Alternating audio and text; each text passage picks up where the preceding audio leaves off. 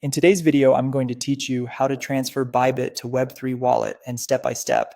To start, open your Bybit Web3 Wallet browser extension. This is where you'll generate the receiving information for the transfer.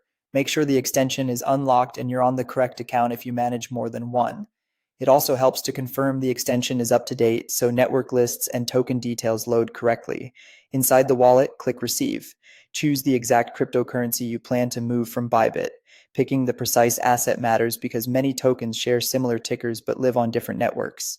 If you're unsure, check your Bybit balance to confirm the asset name so the selection matches perfectly. Before you copy anything, select the correct network in your wallet.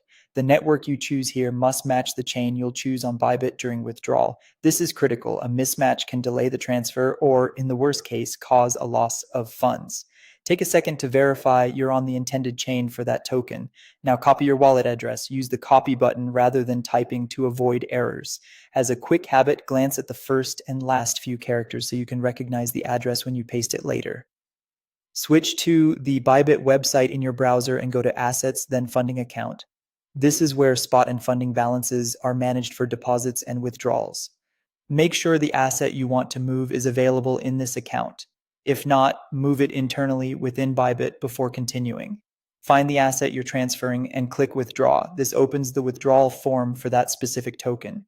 Check that you have enough balance to cover the amount plus any withdrawal fees, and note any minimum amounts displayed on the screen. Paste the address you copied from your Web3 wallet into the withdrawal address field. Verify that the pasted address matches what you saw in the wallet, again checking the first and last characters. If Bybit suggests a network automatically, still confirm it aligns with the network you picked in the wallet. Select the chain type, enter the amount you want to send, and submit the withdrawal. Review the summary carefully, including the fee and estimated arrival time. You may be asked to complete standard security confirmations. Just follow the prompts.